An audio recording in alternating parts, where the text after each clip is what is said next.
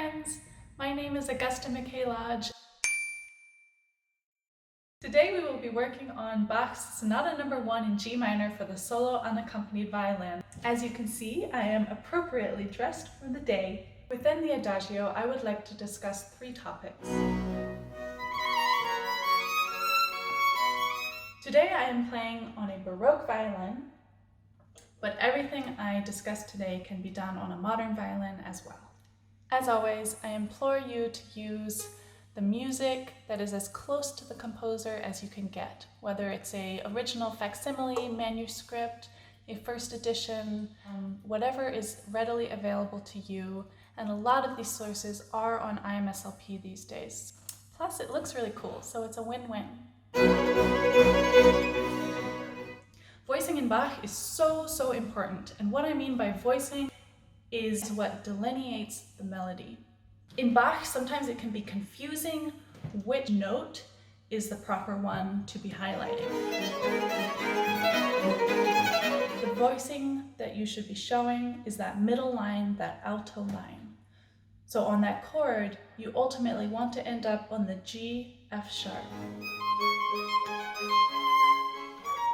Similarly, in bar 2, that's again going to be that middle line, the alto line. That sounds like this.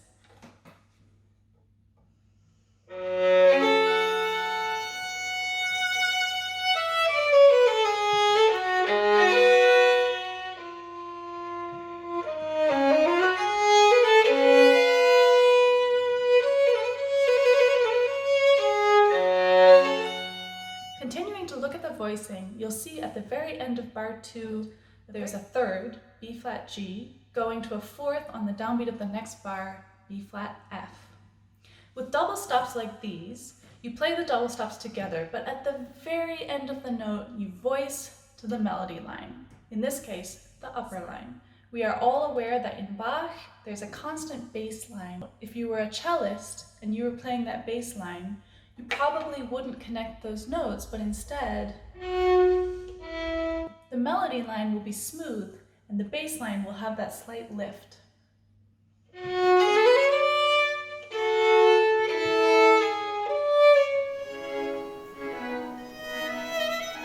You can see this incredibly beautiful handwriting showing long improvisatory lines with a lot of notes for a slow movement.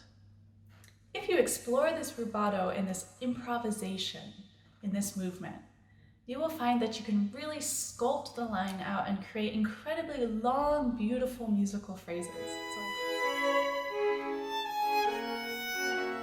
In this manner, I urge you to keep the slurring that Bach has written.